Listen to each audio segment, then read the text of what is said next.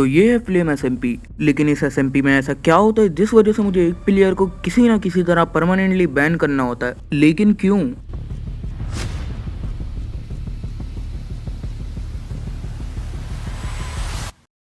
तो flame SMP का season 2 start हो चुका था और सीज़न 2 स्टार्ट होते ही मैंने बहुत लोगों से दुश्मनी कर ली थी।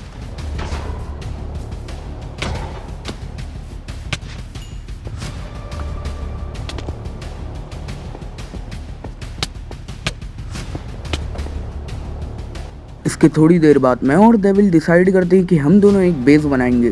बट एक सेकंड, अब आप लोग सोचोगे कि ये डेविल कौन है, तो मैं आप लोग को बताता हूँ। डेविल मेरा एक टीममेट है और मैंने उसके साथ मिलकर एक गैंग स्टार्ट करी है जिसका नेम है सिग्मा गैंग। तो सिग्मा गैंग में 3 बंदे हैं, मैं, डेविल और स्ट्रेंजर। बेस बनाने के बाद मैं चला जाता हूँ आयरन माइनिंग पे क्योंकि मुझे बनाना था आयरन का आर्मर। थोड़ी देर में जब मैं आयरन कलेक्ट करके आता हूँ तो मुझे ऊपर एक डॉग दिखता है जिसको मैं टेम कर लेता हूँ और यहीं से असल कहानी शुरू होती है।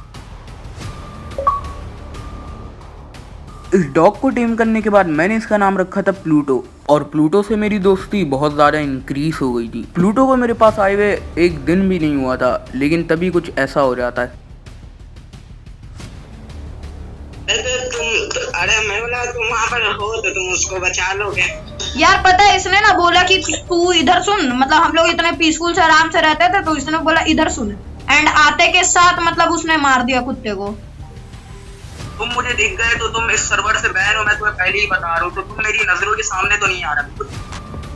अगर तुम लोग को यहाँ पर कुछ समझ नहीं आया तो मैं तुम लोग को बता देता हूँ। देखो, टेक्नोफायर जो है वो प्लूटो को मजे मजे में मार देता है और एसएमपी से दूर भाग जाता है, लेकिन जब हम उसे वापस आने का कहते हैं तो वापस भी नहीं आता। थोड़ी देर में जब ये वापस आता है तो मैं सोचता हूँ कि मैं इसे सर्वर से बैन कर दूँ, लेकिन वो मुझे इतना इमोशनल कर देता है कि मुझे उसे एक और चांस देना ही पड़ता है।